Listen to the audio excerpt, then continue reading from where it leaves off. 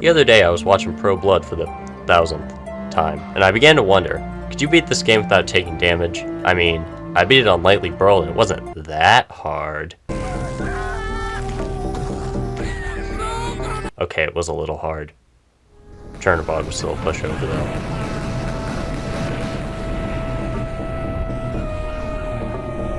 But I like this game, and it's my right as a fan to take what I love and destroy it in whatever way I see fit. So I'm going to be attempting a no damage run on Pink on the inside, because I think still kicking would be painful enough. Now I want to stress, I'm not very good at this game. I mean, I've beaten it. But if you want a real show of skill, this guy beat the second episode in a single segment without taking damage, on Extra Crispy. This is the closest thing I've found to a no damage run on the internet, though. This game's 24 years old, so I'm sure someone else has done it. Probably in the 90s, so they could brag to all their friends on the playground or something. I don't know what happens on the playground. I sat under a tree and read books during recess. Cradle to Grave. I live again. There are little details in this game that you never notice until you do something weird like this. For example, flaming enemies running into you cause damage, so anytime an enemy's on fire I have to jump around like a madman avoiding it. The best thing about the easier skills in this game is that if you're crouched, the cultists can barely hit you, even in big open areas. This big open room in the funeral home's pretty easy on this difficulty. Only 2 cultists. The furnace room, however.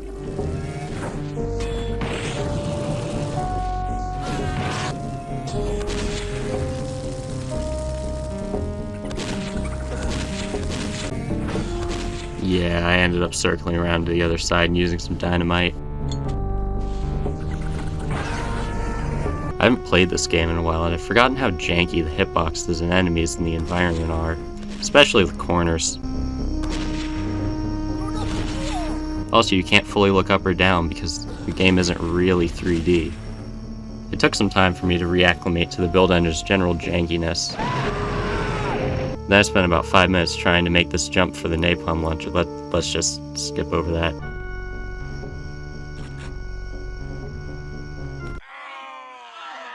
Wrong side of the tracks. I have a bad tendency in these games to reload saves when I miss because I always think wasting a single flare would screw me over in the future, despite the fact that I'm playing on easy and never run out of any ammo at any point.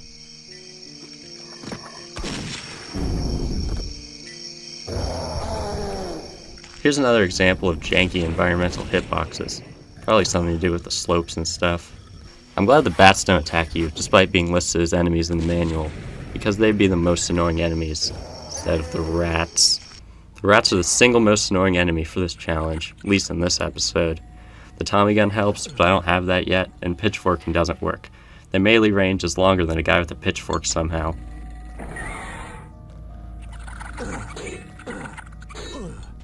I generally try to hit groups of rats with TNT so they don't get anywhere near me. Also, environmental decorations like these stoves damage you because jumping around avoiding enemy attacks wasn't hard enough. And doors insta-kill you. That good old build engine jank. I'm glad that the cultists are super inaccurate at long range. Makes the flare gun pretty useful. Except for the projectile being bigger than it looks and all these weird hitboxes and corners and slopes. Look at this! Phantom Express, my favorite level of episode 1. Pro tip, don't fall off the train. I basically had the system down at this point. Quick save, go around a corner, get shot, reload, throw TNT, repeat for every blind corner in the map. The flare's massive hitboxes come back to haunt me in the storage car.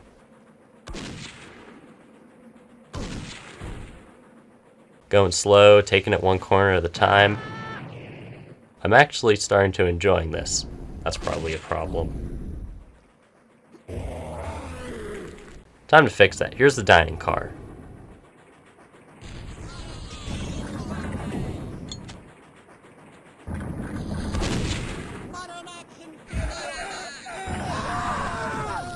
Nah, I'm just kidding. Crouching's so overpowered it's almost funny.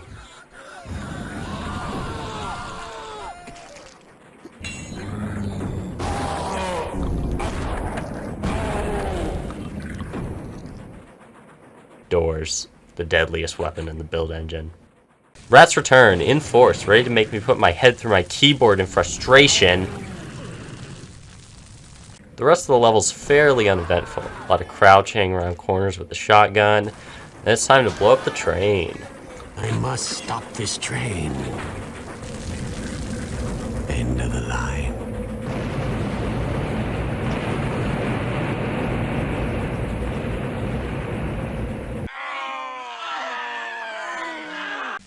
Dark Carnival. Wow, this promises to be fun. This level is where Tommy gunners start showing up more often. They shoot faster and seem more accurate than shotgun cultists. At long range, they're a real issue. Glad I got the napalm launcher earlier.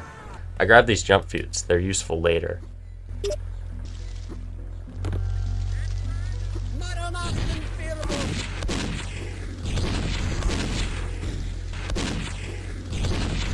What is this? Then we get into this room with the pit of snakes. It's almost impossible to take out these cultists. I ended up nuking the entire area with TNT before even entering the room.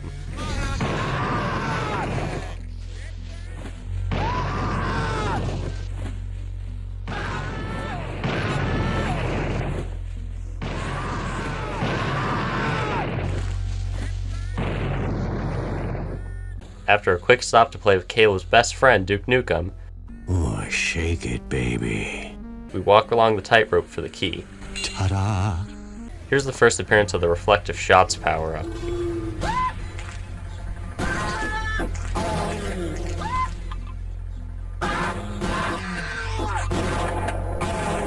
It makes this section much easier.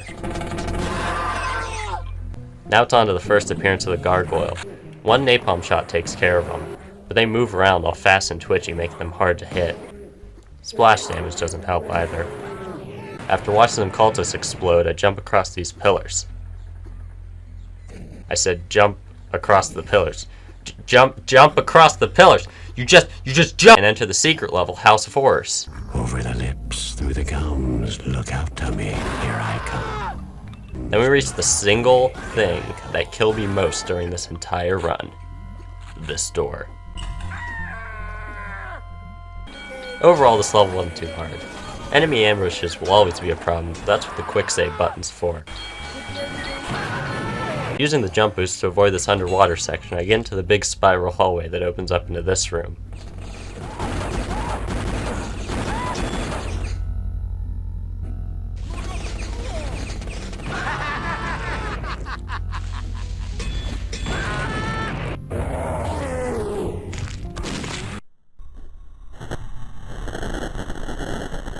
At least the monsters have janky hitboxes too.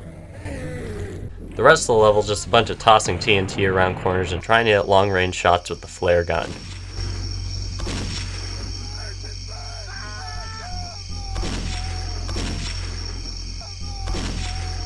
Really? Hallowed Grounds. More big open areas with cultists. Seriously? It's a good thing that these shotgun cultists can't hit the broadside of a barn. What? More rooms full of enemies. Not much to talk about until...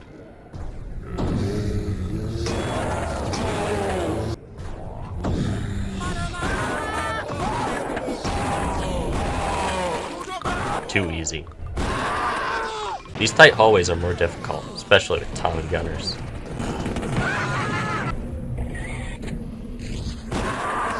I swear, man, these cultists can't hit anything.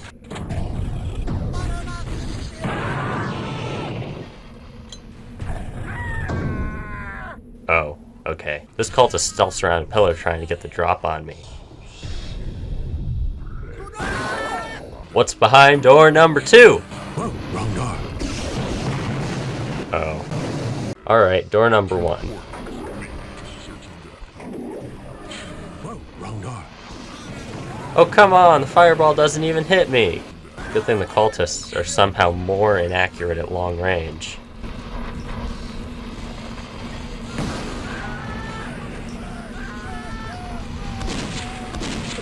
Oh, come on! The Great Temple. This was the worst level, and not just because the game crashed in this hallway and I forgot to restart the recording. It did half the level without any video, so I died to go back to the start and use cheats to give me back all the ammo I had.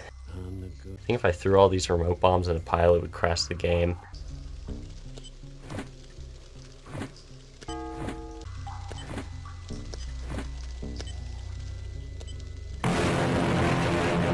that was disappointing.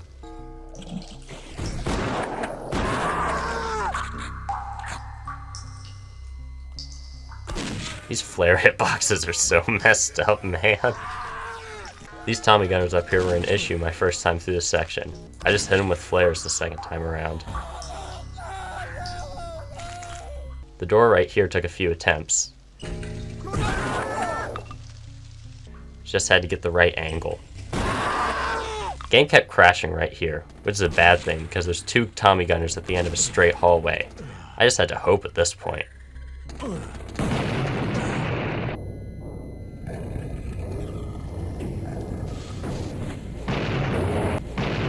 Flares aren't the only janky hitboxes.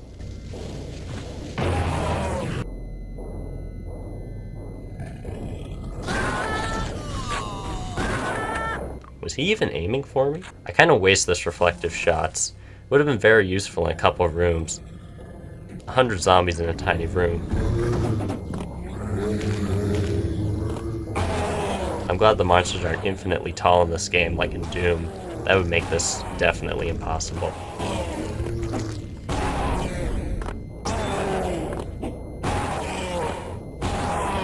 And now, the single worst room in the entire episode. You walk in, the wall lowers, and you get shot by about 10 cultists who all have the high ground on you. Looking back, I wish I'd saved the reflective shots power up for this room. The best plan was to run forward and crouch so the cultists couldn't see you, and hope that 2 or 3 behind me didn't land any hits while I dealt with the zombies.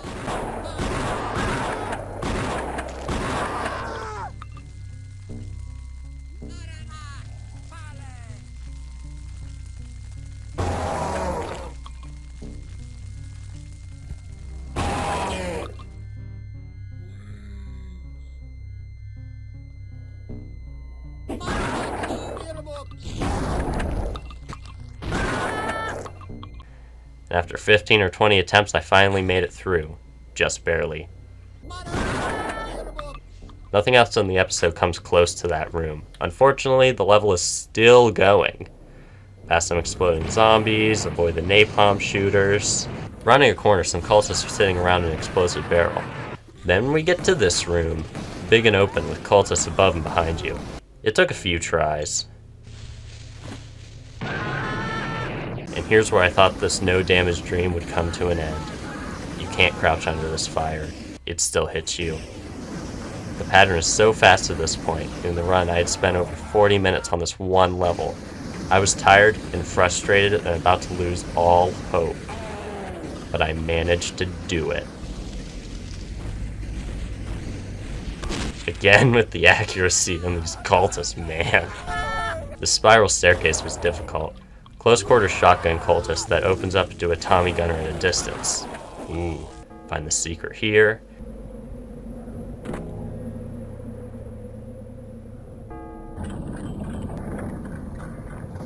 And now, the final arena.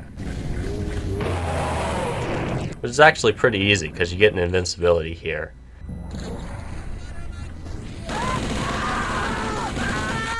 After completing this level, it's time for the boss. Chiog.